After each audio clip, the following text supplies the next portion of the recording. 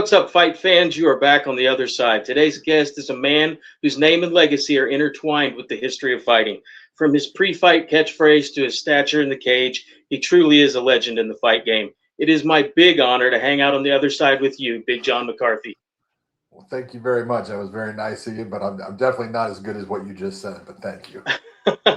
That's not what people tell me. I know so many people that work with you on a regular basis that say you are one of the greatest people they've ever met. You know what? That's nice. It's nice to hear that at least for the people I'm working with, I treat them the right way, hopefully, because, like, it's so important to me, especially now at my age and stuff, to always try to represent myself the right way, but to always give the people around me the respect they deserve. Because, man, a lot of the people that are in the fight game, they're behind the scenes and no one knows of them. But dang it, it just went away, didn't it? No, I can hear you.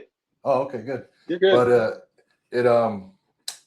they don't get near the respect or the admiration for the jobs that they do. So it's very nice to hear that they think that I treat them well because I try. They do. They love you. Take me back to being little John McCarthy. Who did you look up to when you were a kid? Oh, man, I'll tell you what. My heroes were some boxers and some football players. I'm being honest. Okay. As a kid, I loved the LA Rams because I grew up in the LA area. And Merlin Olsen was one of my heroes. He was a defensive lineman. Him and Deacon Jones were my ideas. Oh, wow, yeah. Roman Gabriel was the quarterback, and he was a big guy and loved him. But boxers, as far as my dad used to take me to the Olympic Auditorium when I was a kid all the time. And so I got to see guys that were, Sugar Ray Ramos and Bobby Chacon, Daddy Little Red Lopez, just people that I admired for what they did. But probably my favorite overall always was Joe Frazier. I just loved Joe Frazier. I just loved the way that he went after people. I loved his left hook. I loved his bob and weave style, that he was a littler guy, but he was able to inflict a lot of damage, and he was always smoking. So I just loved him. Yeah. I've had Burt Watson on the show, and I'm sure big Joe Frazier guy. You guys ever sat around and just talked about Joe's glory days? Hell yes! Are you kidding? I pulled every bit of information out of. I was lucky enough back. Oh man, it would have been somewhere around 1998. I would say somewhere in there. I got to meet Joe Frazier. We did a news thing together, kind of thing, and it was like I told him, I said, "Dude, I know this sounds stupid. You were my freaking hero." And he goes, "What are you talking?" Because he was trying to put down MMA, right? And right. He goes, "Those guys are telling me." He goes, "Man, they hitting the balls and shit." He goes, "Man, that shit's crazy." And I was like, "Yeah, it's a little different." I said, "But I told him, I said, I just want to thank you, man. You gave me joy." Except in 1974 when he fought George Foreman, I was crying. So sure. As a young man, what made you insecure? Failure. I'm just being honest. If there was one thing that held me back in my life, I always say it now because I've learned so much about what's important, and it's the fear of failure was everything. I mean, it ruled me because everything was about winning, and I never wanted to fail. And so I would do things. It's like I would practice a wrestling takedown or a position swat, and practice it over and over again. But I would be afraid to use it in the competition because I didn't want to make a mistake and have it work against me. And so it would be like wouldn't do the things that I could at times based upon a fear of failure. And I always look back at that and I go, that was one of my downfalls, as a kid, as a human being. You got to understand that failure is absolutely a necessary component of success. Mm-hmm. If you're not failing, then you're not doing the right things and putting yourself out there in the way that you're trying and you're taking that chance. You got to take chances in life. You got to go for it. You got to step forward. And if you fail, then you know what? You get back up. You figure out, okay, where was my mistake? How did I make that mistake? And I'm going to fix it and move on. And once you get the idea that failure is just a part of life, that is actually a learning lesson, it sets you free. Yeah. Tell me about the first time you walked in the gym. What drew you to martial arts? Yeah, my dad. Okay. My dad was he was, I always say he was a little right side of Attila the Hun, but he was awesome, but he had this thing about, his son had to be able to protect himself, had to be able to fight and stuff. And my dad grew up in a very rough, tough life. He was on his own from the time he was 13, and he would explain, what he thought the real world was and why you had to be able to do these things. So like when I was 7, he started me boxing. When I was 9, I was wrestling, and I wanted to do. I watched Bruce Lee movies, loved them, and wanted to go do that. And my dad goes, "Nope, that's crap. You're going to do the real thing. You're boxing, you're wrestling." So that was without having the idea that those are martial arts, but it wasn't wearing the karate gi or anything like that I thought was the martial arts. And so my dad was he was the one that took me to that. And then later on in life, I really stuck with those two things throughout the first part of my life. And then when I met Rorion Gracie when I was about 30 years of age, that's the first time I would have said that I was really in what was a martial arts, wearing a gi, that kind of stuff.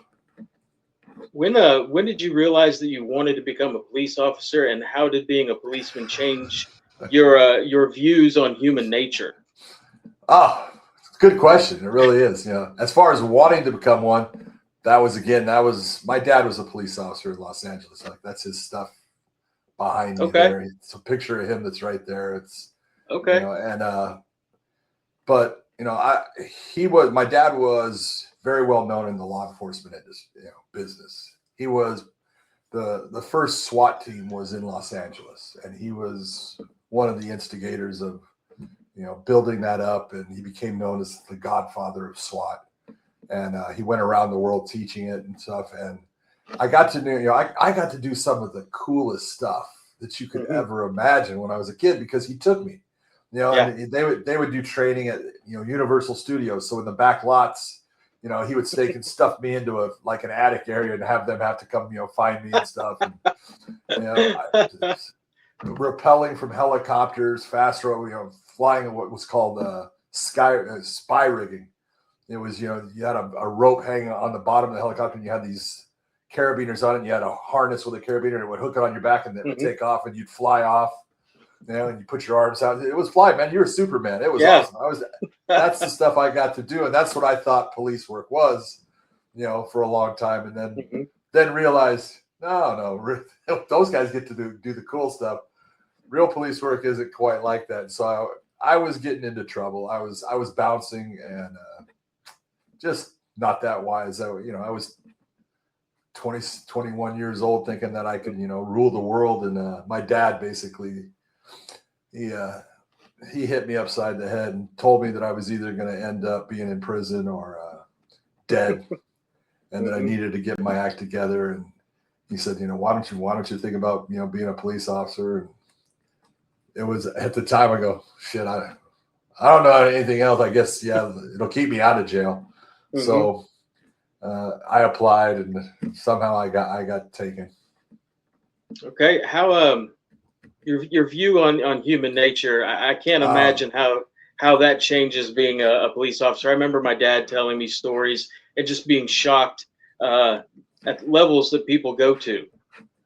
Yeah, it's so weird that human nature is it's nice that most people don't see what police officers do, and it really depends on, like, if you're in a large city and you're in a busy area, you're going to see more things in 6 months of time than anyone ever sees in their lifetime, and that's good.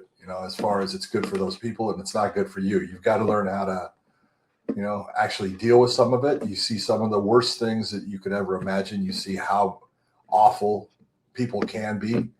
But you also start to figure out that, if you're smart enough, look, most of the people out there, even the ones that are struggling, even the ones that, you know, they might be on the street, they're good people. They just have problems, and, you know, they're trying to survive, or they're trying to, you know, get food for their baby or something like that. And so I always looked and said, look, 99% of the people are good. There's 1% that's just mean, nasty, and needs to be taken away. And that was my goal when I was a police officer. Saying, I want to put I want to take the people that cause the good people problems. I want to cause problems in their lives. I want to make them miserable like they're making the other people. I want to put them away. So that was my goal. You know, I didn't write tickets. I hated doing that.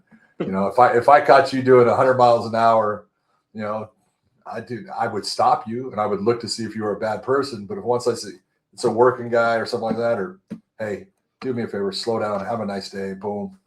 You know, I just looked at what I thought police work should be, was what I called elephant hunting. Go elephant hunting.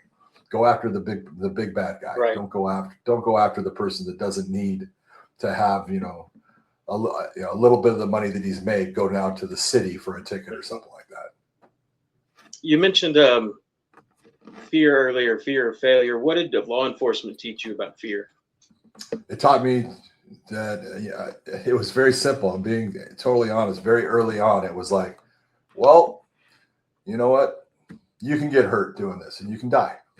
It's just part of it. That is absolutely a possibility. But the one thing you can't do is, fear is a good thing, and that fear tells you there's a problem. But you can't let that fear overcome what you should do. And it's a matter of, I learned, hey, I could die, but, you know, I'm always going to do what needs to be done. And what happens out of it, happens out of it. And it worked for me, because it made it to where, you know, I looked at things in times when there would be people running one way and I'm going the opposite way. And I had it with, you know, a lot of police officers. I saw them running one way and you're going the opposite way. And that's because that's what you should be doing, because you cannot let fear overcome your responsibility. When you put your hand up and took that oath, you said that you would protect others. Well, then that's what you should be doing. So it made it very simple for me. It was, I put it in my head, hey, this is what needs to be done, and this is how you do it. And you can't let fear be a part of it. You know, use the fear to be smart. Don't use it to let it override what is good common sense and what you should be doing. How did you meet Art Davie? I met Art Davie because I had met Rorion Gracie. I met Rorion Gracie. I was sitting there was the Rodney King incident that happened in Los Angeles. I remember it. And out of that came what they called the Martial Arts Review Board for the Los Angeles Police Department. And for some reason, I got put on it. And I caught the attention of Rorion, who sat down next to me after this demonstration thing. And he started asking me, you know, where do you train? And I said, no, I'm a police officer up here, because I thought he was thinking that I was one of the other guys. And he says, no, I understand that. Where do you train? And I said, well, I work out with my friends here. You know, we wrestle, we box, we, you know, do some. I had a friend that did judo and stuff, so he would do those things. And he invited me to come work out with him. And it was funny because he says, you know, why don't you come work out with me? You know, come train with me. And I said, you know, yeah, I would like to do that. And I had heard of the Gracie family. I didn't know what anyone looked like or anything like that, but I had heard about these brothers from South America, Brazil, who would like to fight on the ground and stuff. And I said, yeah, I would like to do that. He says, okay, when? And I said, well, you know, just depends on my schedule and stuff. How about today? Right? That's what he says. And I go, today, right? And he ends up giving me his address. I go down there, you know, I roll with Hoist, you know, and fell in love with what they did. And so through that, I became a student. And that's how I met Art Davie. Art was a guy that was coming in and trying to get Rorion to be part of some things that he was thinking of, which was, you know, ends up being the UFC. It was War of the Worlds at the time. Yeah. And so Art he became a student. But he only did private lessons and stuff. But all of a sudden, you know, Rorion started talking about this whole thing they were going to do. And so I knew Art through that. And then, you know, my wife her mother owned a travel agency. And so when they were going to put the whole thing, they knew that they're going to end up going to Denver for the first show. Art and Horian hired my wife to be their travel coordinator for everything. And so my wife ended up going to work for Art. And she'll tell you to this day, it was the worst experience of her life. But, you know, Art was he was a pain in the ass. She called him the general, the little general is what she would call him and stuff. But Art was great. I really enjoy Art. I love Art now. He's a character, but he is someone that, you know, people don't realize how important it was as far as the commitment and what Art put into getting that first show going. Mm-hmm. You know, he started the sport. Yeah. You look and you go, there's a lot of people that take credit for it, and it drives me crazy. But Art Davie is the one that I will always say, that's the guy. You know, he's the one that he did it. Now, 704 Entertainment Group came in and they put it on TV and stuff like that. And Bob Meyerowitz, he put his money behind it. But it was Art Davie that was the creator of the UFC. All right. I hope I have these dates right. UFC 2, No Way Out. Your first time in the cage? March 11th, 1994. There we go. Morris versus Doherty in the ring right before that fight. What is going on in your head?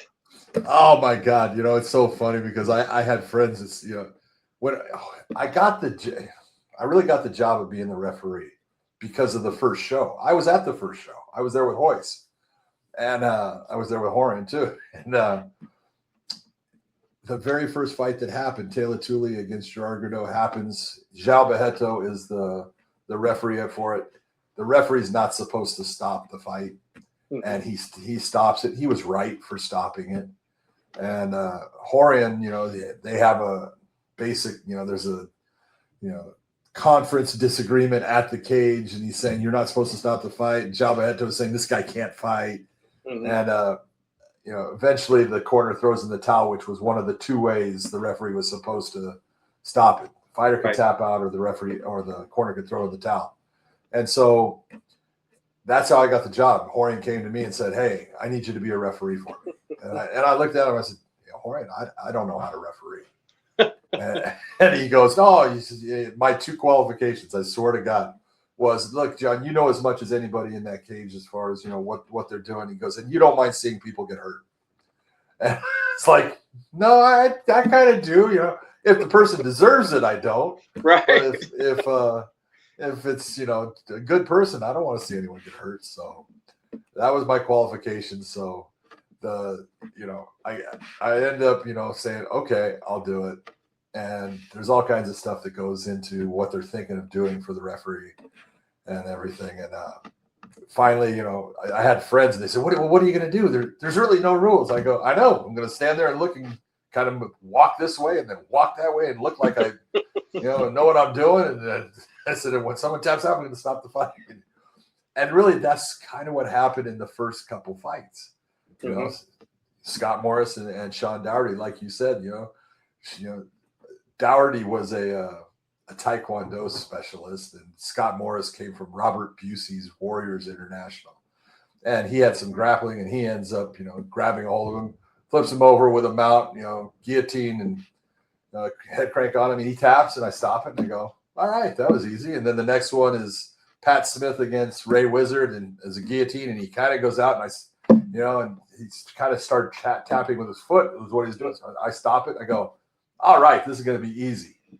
And from that fight on, the next fight on, I was in a world of hurt. I was having more problems with things that were happening. And it was like, by the end, I went to Warren and said, okay, that's it. I'm done. I'm never doing that again. And he goes, no, it was great. You know, what are you talking about? I go, Hornet, I know you love your brother, and I know you care about him and you would take care of him, but you don't care about anybody else in here, and you're going to get somebody seriously hurt.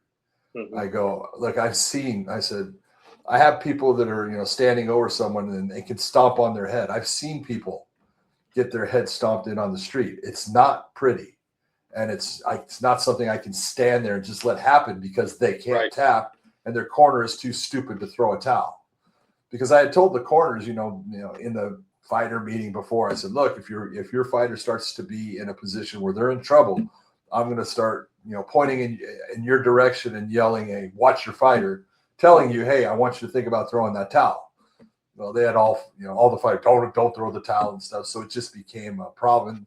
The real problem was Scott Morris, who won that first fight. He fights Pat Smith in his second round because they had to fight 4 times that night if you're going to win it. Yep. And, he went to do a belly-to-belly suplex and his foot slipped. And he ends up mounted and he ends up eating a ton of elbows. And I'm screaming at the corner to throw their towel. And they looked at me, shook their head, and threw it into the audience.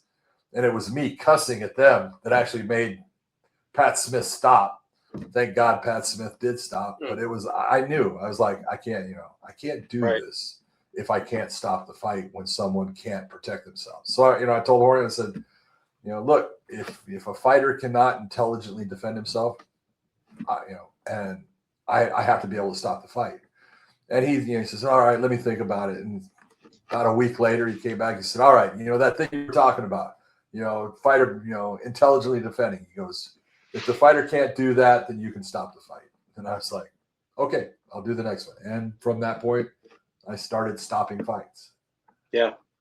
You've made a career out of enforcing the rules. I'd like to know about, how did you get the opportunity to be one of the people involved in writing the rules, the unified rules of MMA?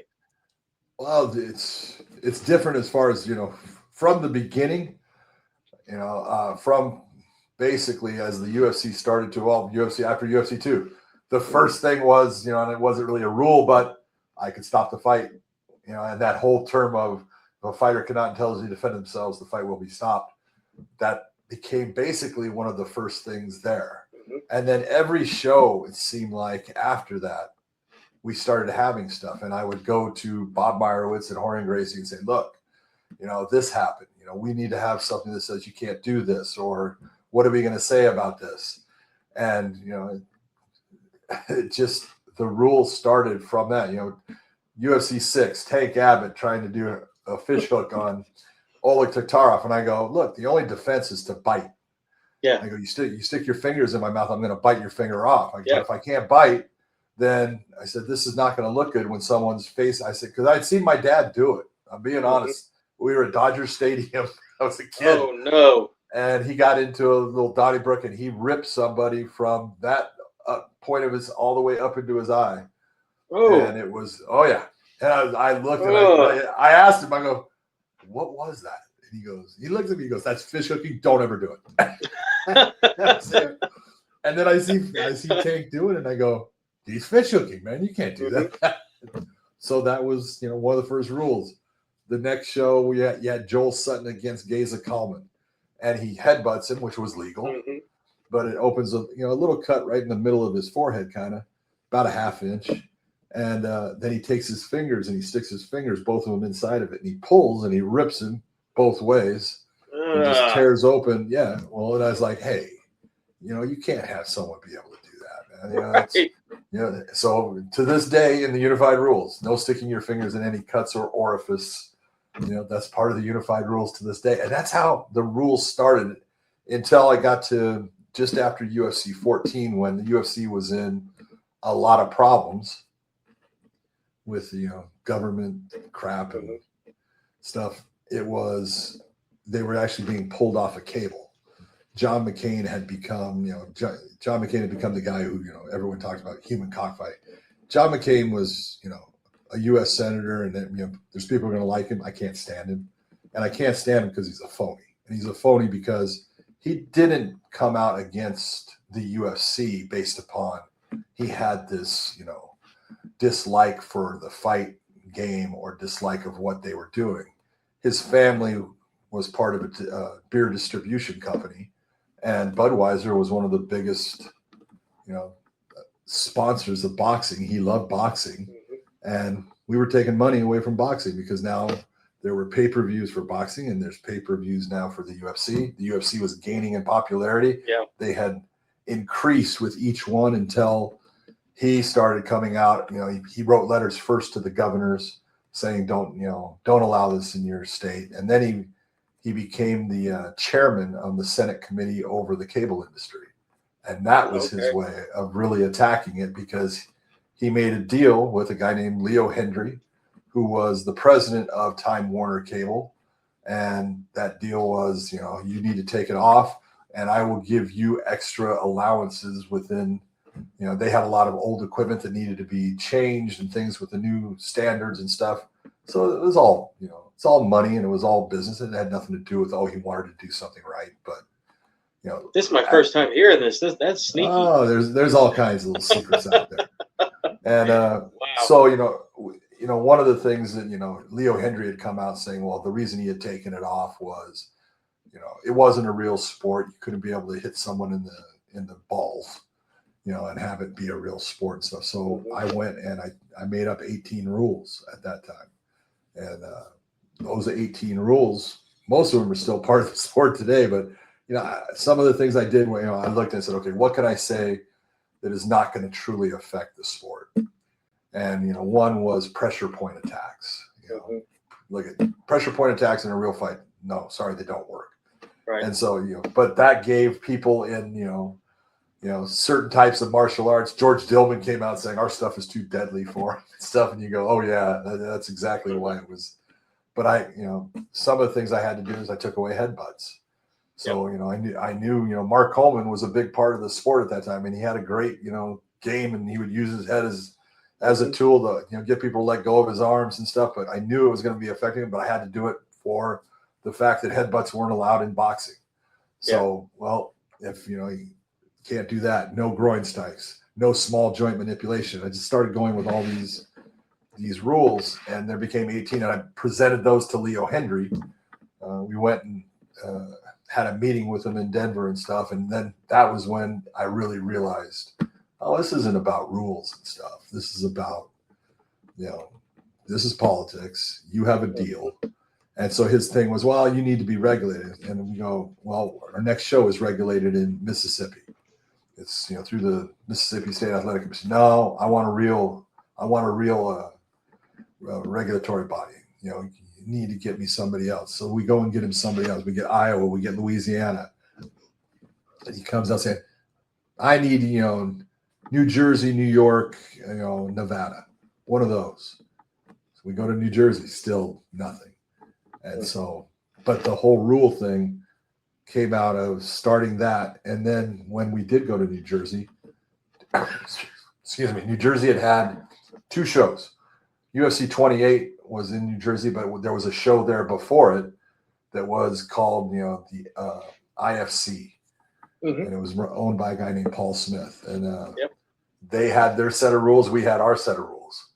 And so when Lorenzo Fertitta bought the UFC from Meyerowitz, had the first show in New Jersey. It was UFC 30. And Tito Ortiz ended up picking up Evan Tanner and slamming him to the ground. He got knocked out. They had a conniption over it. And that's when he said, I needed, one set of rules, and we need to do this. And so I was brought in for the unified rules, which was later on in April of 2001. And we sat there and went over things. And, it was really back and forth between me and doctors, Right. And eventually, when Lorenzo would tell me, John, that's okay, let it go. And it was like, okay. But we hammered out what was 31. The 31 rules at the beginning. Some of them were stupid as hell. I knew they were stupid, but you had to give, to get. And that's how it all happened. Okay, what rule do you think fans misunderstand the most? Back of the head. Back of the head, yeah. Totally, because they think it's like these, for the most part, they think, it's the headphones, which is boxing, but it's not MMA, and Right. So they get, they see something, and they also think that, they don't understand bodies in motion at times. When you have, one fighter who's hurt somebody and he's going after them, and that hurt fighter is now trying to move in certain ways, and then, turns their head away from an attack, and someone's already, throwing a punch, and it does land to the back of the head. that is not on the fighter that actually threw the punch. It's on the person that then turned their head. If the guy's head was turned and the punch then comes, now it's on the guy throwing it. But we have all the time that you have someone throwing something and the guy turns their head as it's being thrown. You can't expect the fighter to stop mid punch. It doesn't happen. It's an unreasonable request or belief that they can do that. So, we tell the fighters in the back, look, if you end up turning your head, it hits you. That's a legal strike. Now, if they come with a second one, once your head's there, now that's when I can step in and do something about it. So we tell them, target the ears, because if you target the ear, where the actual back of the head is from the crown of the head, which is back here. So all this up front, all the way to, you can see where my hand is, way back here. That's where it starts. And it goes straight down the middle with a 1 inch variance to each side. 1 inch. Okay. Now, I know guys think that 1 inch can be a lot. Okay. But it's not. So it goes down. We do say stay off of the neck because the spine is also protected with it. Right. So stay, because you can't really hit the neck area without saying that, you're not hitting that spine. So stay off of the neck area. And it's, that same 2 inch strip going down their back all the way down their spine. But that's what the back of the head is. So you get guys, that have lumps and bumps, behind their ears, and people go, look, or a cut, and you go, no, that's legal. That's a legal area right there. So it's one of the ones that people really don't get. I wanted to ask about eye pokes. Always a hot topic. Always. Why do you think it is that there are so fewer in bare knuckle than in MMA? First off, it's the gloves themselves, and Okay. I'm not going to say it's on the UFC, but they have a contract with the glove manufacturer.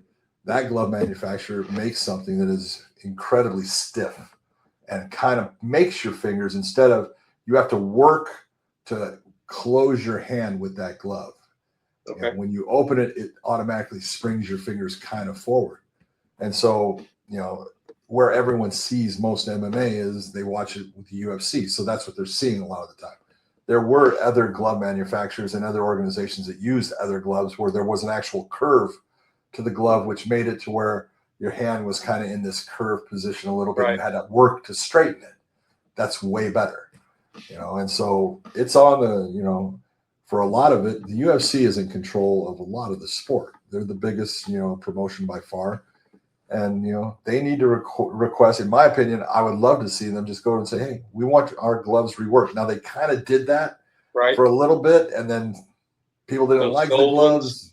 Yeah, well, the gold ones for the championship games, but that manufacturer, something didn't work out. I don't know what it was, but, it's not something you're ever going to totally get rid of. You have open fingers, even in bare knuckle. But bare knuckle, they don't have to, to put their hand forward, they have to think about it. The hand is normally kind of just in a relaxed position. Their fingers are kind of folded, and they're trying to, hit. So we don't have a lot of eye pokes in bare knuckle. You're right. But you will get some. And it's the same with MMA, no matter what glove you put on them. You're going to end up having that at times. Mm-hmm. And it's normally out of a defensive reaction. Someone has someone coming at them. They start to, put their hand out to block and keep them at a distance, and they run into the fingers. And so that becomes the problems. It's when it's an offensive action. Now it's different. Now is when you need to really do something about it. But I would honestly say that, a change of, certain gloves that are used at times would help with that. All right. Have you ever had a fighter hating you in the moment for stopping a fight and then thank you later? Absolutely. Okay. Look, and it's another thing, people look at, when a fighter really gets hurt many times, gets hit with a shot, goes out, you're coming in to stop it, they get hit with another shot, and for whatever reason, that puts those synapses of the brain wiring back together real quick, and they actually come to, and they're there, and you're already stopping the fight, and they're like, I'm fine. Well, they never even knew about the first part. Mm-hmm. They can't remember it because it was kind of knocked out of their memory bank.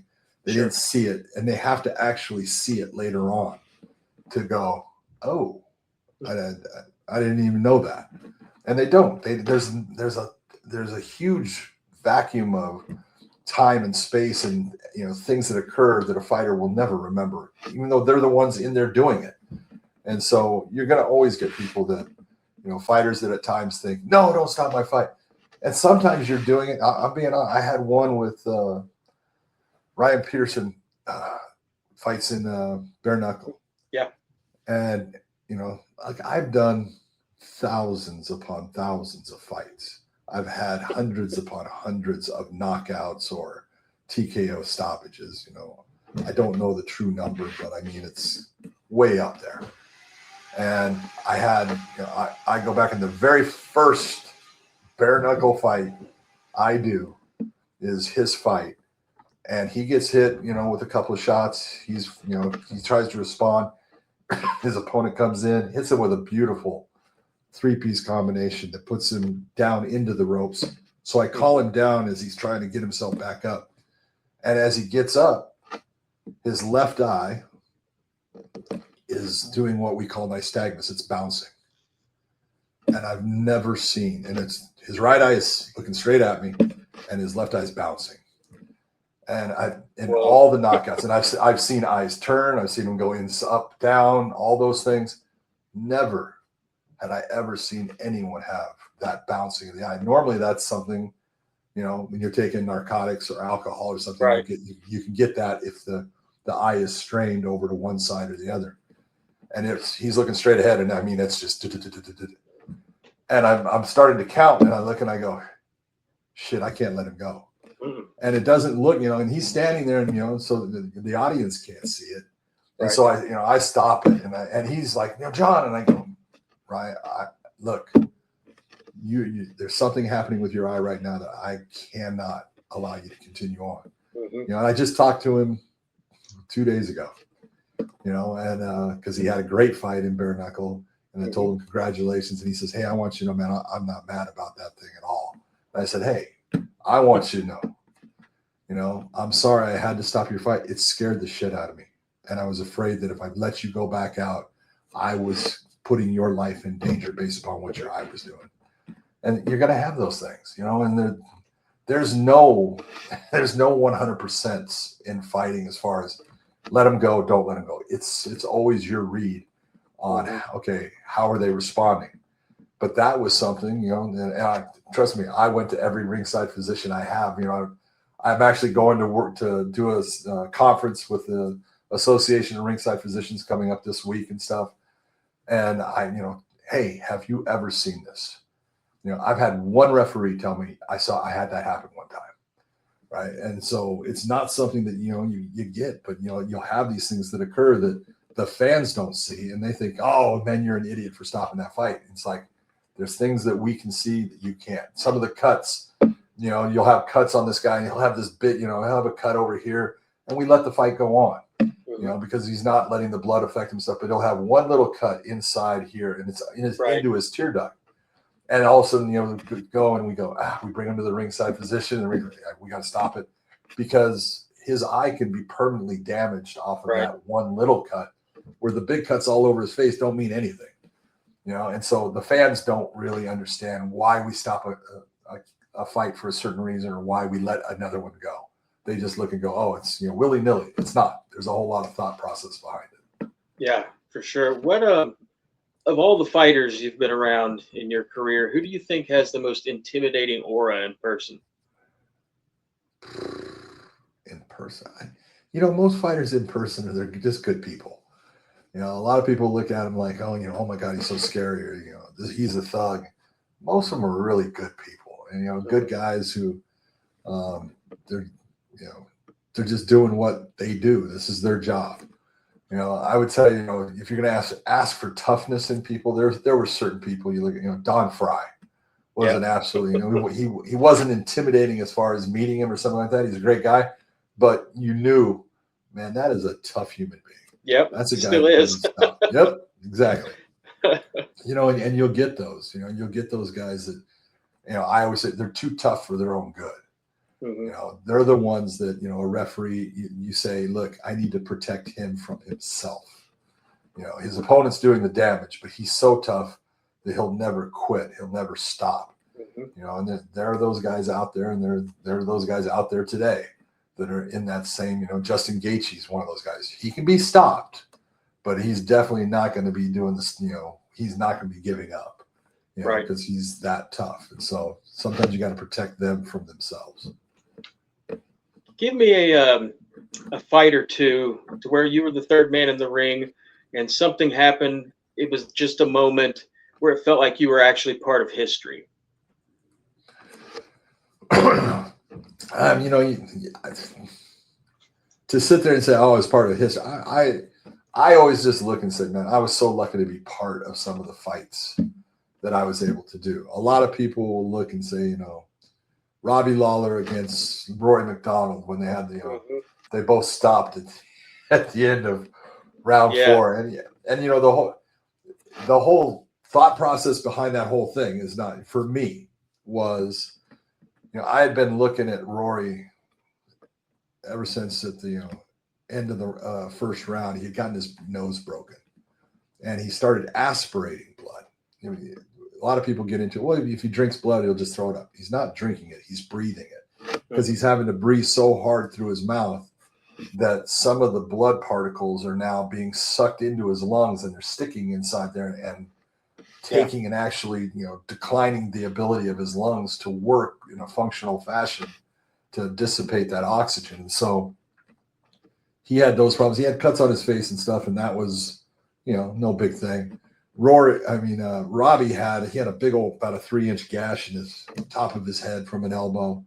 And then at the end of the round, you know, by the end of the 4th round, he had a cut in his lip. Oh yeah. Yeah. And so that cut is one of the ones that, you know, doctors, there's one vein that runs, and this, you know, see, these are the things I've learned over time. One major vein that runs, and if that vein gets cut, it's a real problem as far as the lip actually getting enough blood to survive and stuff. So I'm looking at it, and, you know, so, you know, I'm once that the round ends, I want them both to get back to their corners. I want Rory to get back to his corner because I want the cut man to have as much time with him as possible. I want Robbie to get back to his corner because I want the cut man to have as much time as possible. And Stitch is one of those guys. I think he was in Robbie's corner. You know, he's already coming out, you know, trying to lead him, you know, to start even before Robbie walks over. But, you know, I knew when I stopped the round, I'll always stop the round, and people don't understand why. You know, I'll stick my arm in between the fighters, and the reason for that is it gives me an indicator if I have a late punch, because I'll always say is my arm is going out and a punch goes by it. That's, you know, it's because people think, oh, the fighter's going to stop at the sound of the horn or the bell. They don't hear it many times. It's the referee's responsibility to make sure that they stop. And that's the end of the round. So my arm will go out to signify to them, okay. And if, like I said, if it's my arm is going out and a punch goes, it's legal. If my arm is out and then I see it pass it, that was after the bell, after I called time. Now I know it's illegal.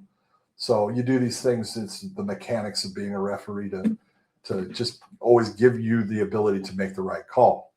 Well, you know, I do that. I go time and I look and I can feel Robbie, and I kind of gave a look, and I see Robbie kind of stand there behind me, and Rory's standing in front of me, right? And he's just, and he's looking at him, and I'm like, come on, Rory, let's get back to your corner. because Robbie's not moving, Rory doesn't want to move. Right. Know? And it's one of those, you know, and I'm just like, hey, let's go. And I actually, you know, I know that I'm by Robbie's corner, so he's close to his corner. I want to get Rory going to his. But, you know, the whole picture of it was this, you know, kind of iconic thing of Rory not backing down from Robbie. And it was, you know, it's one of those cool moments. And there's a ton of them. You know, there's just, you know, I'll say, you know, I did the Fedor versus Fabricio Verdum, and Fedor had 30-some wins in a row. And, you know, how iconic it was that, you know, he got Fedor to tap. And it was the kind of tap that he did, because everyone's like, you'll hear that all these people, they always cross over the WWE and MMA. You know, it's, oh, they got to tap 3 times. No, they don't have to tap 3 times. Okay, that's the WWE. Right. With the stupid referee going 1, 2, 3. You know, 1 tap, and it was meant to be a tap based upon you're in trouble, you're out of the fight. You know, and Fedor, he did what I called the man tap. He just 1, boom, slapped him on the leg, and I stopped the fight. That was a tap. And so, I have been lucky enough to be part of so many incredible moments, in the fight game. To just pick them out, that it's hard to say which is the most memorable or something like that, but there's a couple. Okay. We just talked about amazing, memorable moments. I ask everyone who comes on this show this question. Has there ever been a time in your life where you felt broken, or like maybe you were at rock bottom? What was it, and how did you come out on the other side?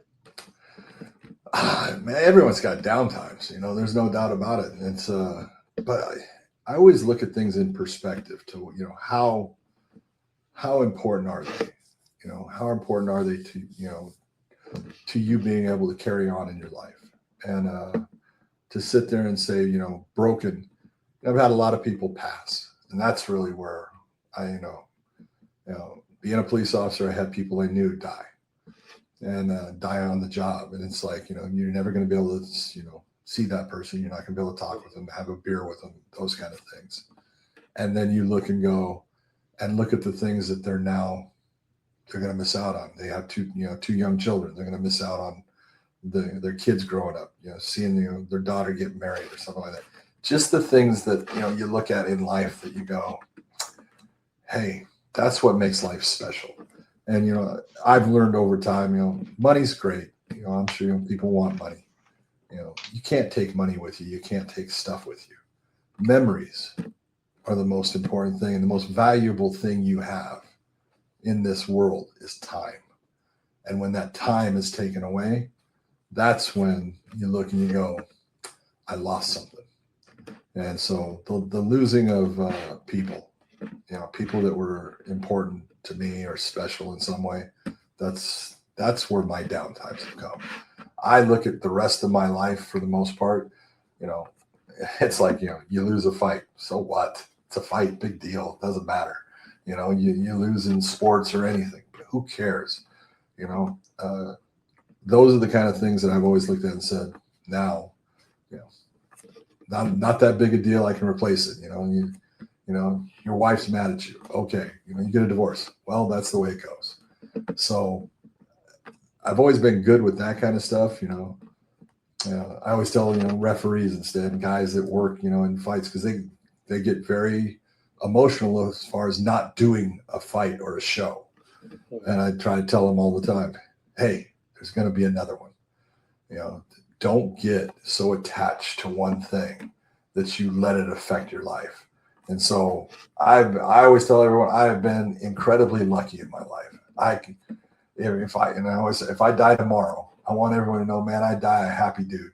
I die a guy that freaking did more, saw more, went more places than I ever dreamed possible. Mm-hmm. And so the only thing that I'll miss my grandchildren, I'll miss my wife, I'll miss my kids, but I couldn't ask for any more. Wow. Okay. I love that, John. One day in the very distant future, you'll be sitting in your rocking chair on the porch in Tennessee. Shit, what are you talking about? I'm already there. Mumbling to people about how you used to hang out with Chuck Liddell and Matt Hughes and Anderson Silva. Outside of your career, how do you want to be remembered as the man you are?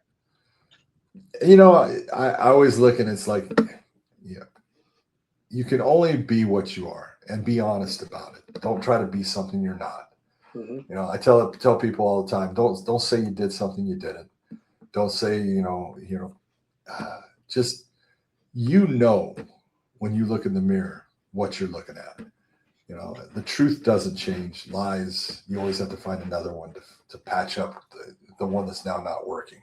Mm-hmm. And I want people to go, hey, he was a good dude. When I called and I needed help, he responded.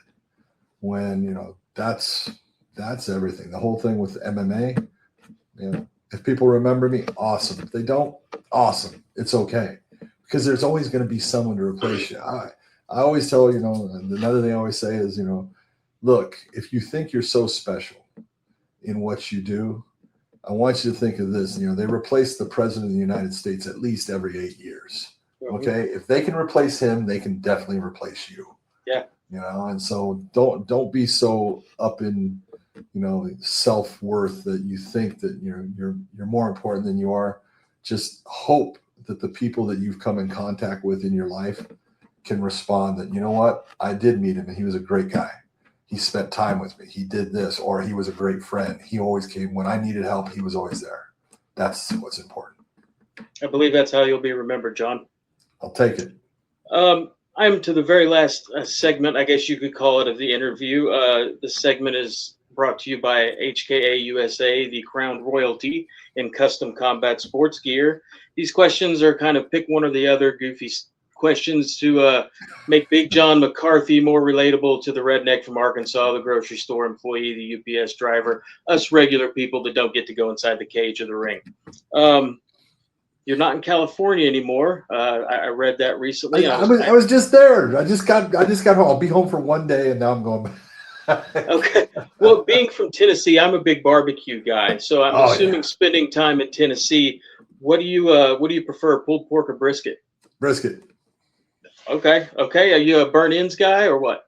Love burnt ends. Okay. Burnt ends you got to start your meal off with burnt ends. There we go. That's the appetizer. All right. Both in their prime, who wins, Ali or Tyson? Ali. Okay. Same question, Anderson versus GSP. Man, that's a good one. I would tell you in their prime, I gotta go with Anderson. He's just too big, too strong. Mm-hmm. Absolutely. Problem for him. Your bathroom at home, does the toilet paper feed over the roll or under? Over. Every time. Yeah, every time. Okay, that's what. Okay, that's one of my wife's pet peeves. So that was an easy answer. All right, John, what is your favorite animal at the zoo? The tiger. Tiger. Okay, I'm not surprised. That's tiger and lion are probably the most common answers for sure. Yeah. All right. Would you rather be punched in the face or step on a Lego barefoot in the middle of the night in the dark? Oh, geez, both of those. The worst part is I've had both of them all the time. Yep. Dude. Depends on who's punching, right? That's exactly what I was going to say. I guess it depends on who's punching me. So I guess I'll take the Lego. There we go. All right. Coffee or energy drinks? Coffee all the time. Okay. What does a normal Big John cup of coffee look like? Man, it used to be, I used to say I like my coffee like my women. I liked it blonde and sweet.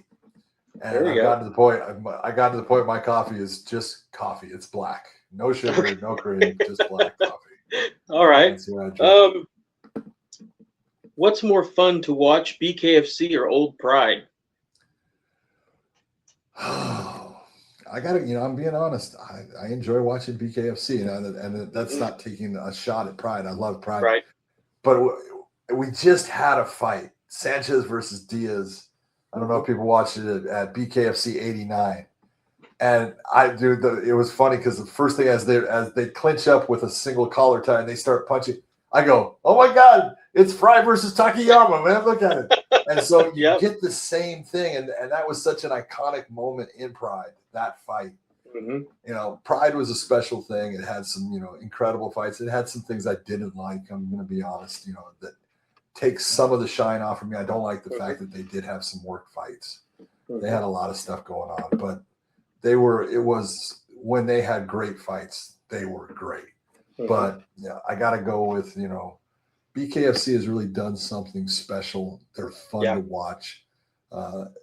There's no way that fans can't get excited when some of these guys are out there. And it's one of those things, people looking, it's, so terrible.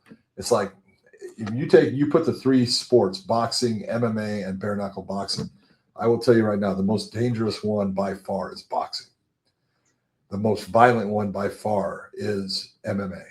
Mm-hmm. And the one that gets superficial injuries for the most part, but the fighters, other than, cuts, walk out just fine, is BKFC. So kind of like that part of it. Yeah.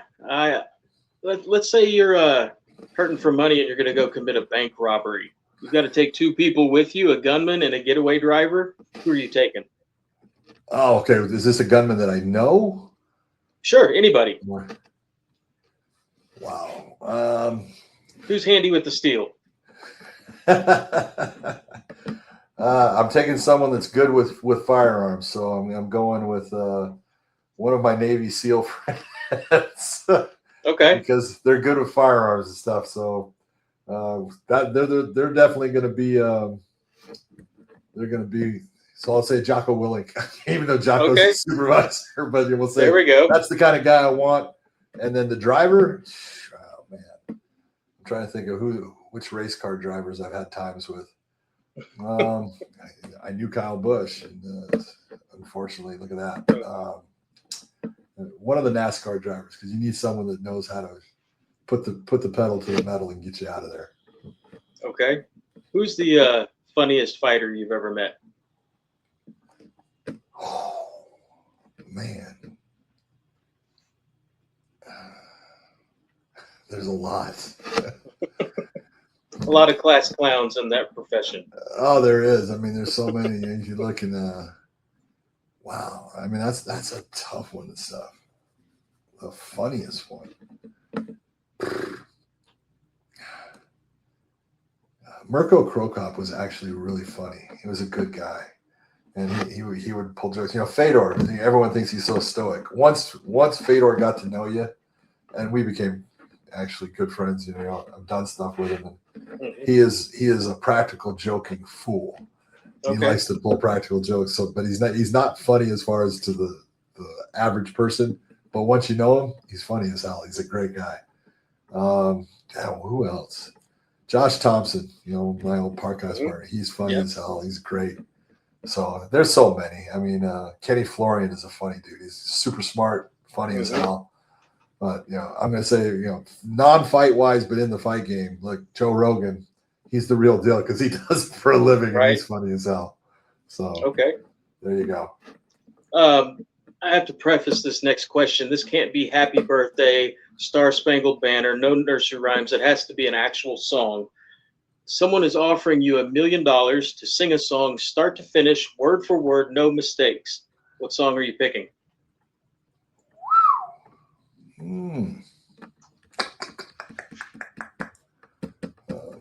Right now, god damn. Because I don't know the ones that I'm trying to think. Probably I'm gonna go You Don't Mess Around with Slim or Jim Croce, an old song. Okay. Okay. Don't pull the mask of the old Long Ranger, and you don't mess around with Slim. So I know I sing that thing as I'm mowing my lawn all the time. So love it. John, what matters to you most in life, and what message do you have for a viewer who's going to watch this that's going through hard times? What matters to me most in life, you know, my family, obviously. I'm going to tell you that's, you know, and that's extended out into, you know, I have a, you know, half sister, half brother. I love them to death.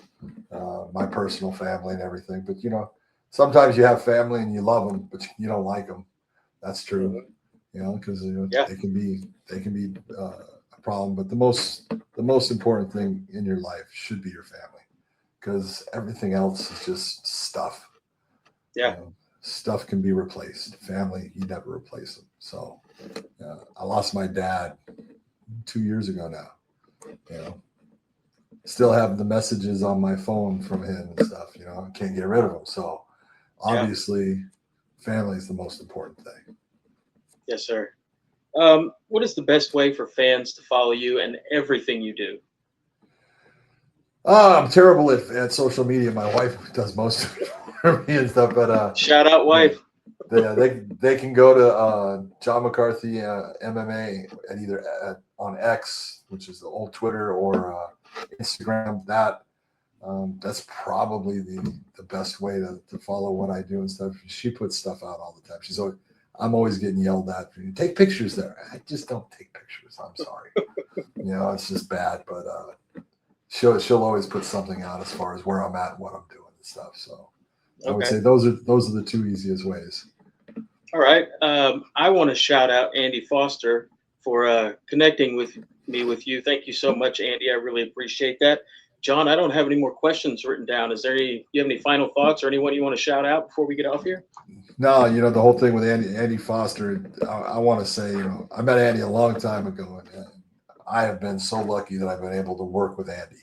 Mm-hmm. You talk about a guy that does things the right way, is always trying to move the sports of boxing, bare knuckle boxing, MMA forward, trying to be innovative and stuff.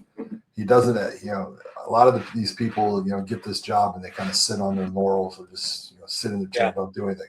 That man's always working, and I love him for it. So that's a good one. For anyone wanting to be, I do have a class coming up July 17th through the 19th for people interested in trying to learn about refereeing and judging in the sport of MMA. That's the command course. You can go to MMAreferee.com for that if you're interested in that. But other than that, I'm good, brother. Thank you very much for having me on. Thank you so much, John. I appreciate you sharing the most, priceless commodity there is out there, your time. I'll get this uploaded around 5 o'clock today. I'll send you the first copy. If you want to watch it and tell me it's awful, I'll take it down. I will not tell you. It probably is awful because my face is on it, but other than that, it's great. No, man, you're great. Thank you so much. Have a great rest of your Memorial Day weekend, John. Thank you very much, brother. You take care, Mike. Bye-bye. Bye-bye.